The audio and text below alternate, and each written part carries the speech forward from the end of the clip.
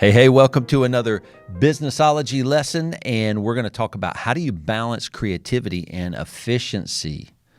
That's tough. These are really competing factors a lot of times. They're both wonderful things, and they both happen in agencies with the team and everybody, really, as we're producing creative thought and activity, creative deliverables for money, and we have to do it efficiently to represent the amount of money we've been paid, because we don't have unlimited budgets in our work, so we have to do it in an efficient way. If you think about it, if a creative team has unlimited space, then they feel like they'll produce their best work, right, to represent what that client really wants.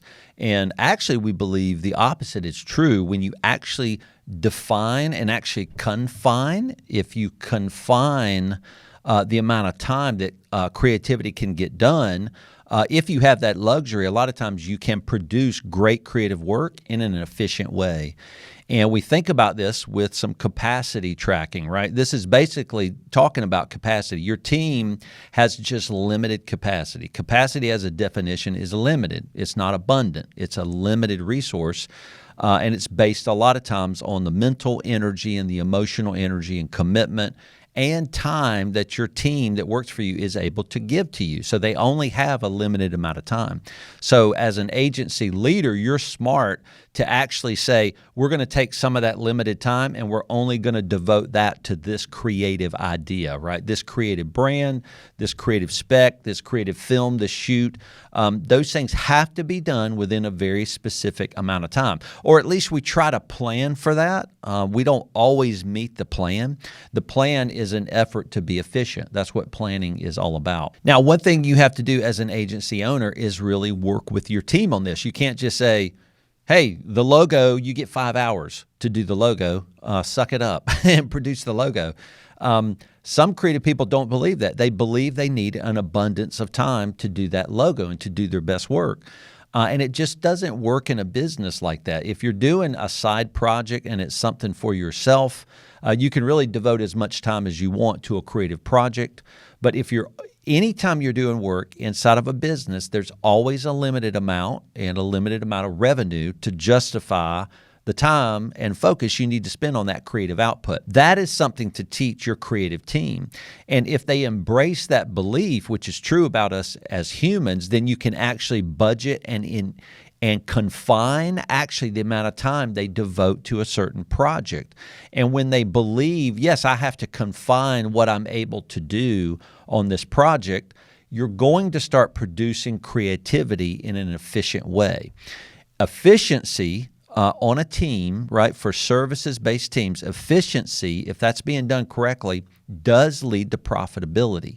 That's because the salary that you're exchanging with that team member, saying, here's a salary for full-time work, I'm going to need enough work out of you to justify revenue that we're getting from a client so that you're really a profitable person for the company. So all of this comes around, again, to being profitable, and that is our goal. A company has to be profitable, so the owners have to be committed to that. The employees are smart to be committed also to the efforts of the company to be profitable. That benefits them. So profitability really should be all of our goals. It helps everybody.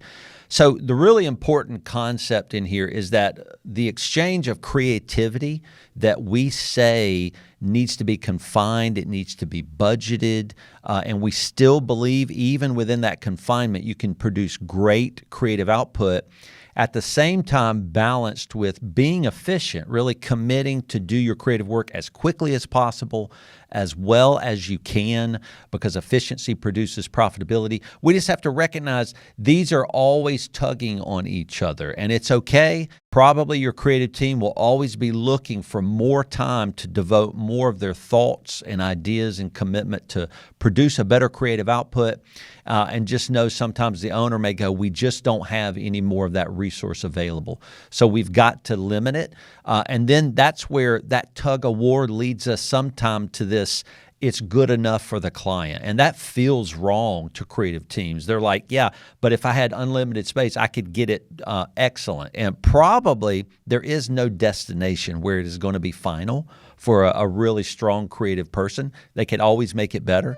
So good enough sometimes is the result of that tug between creative output and efficiency from that team. So don't feel bad when those are always pulling against one another. Just lean on each other in your team to let that be a strong part that really leans sometimes towards efficiency and sometimes giving more time for a greater creative output. So hope that helps as you try to balance creativity and efficiency.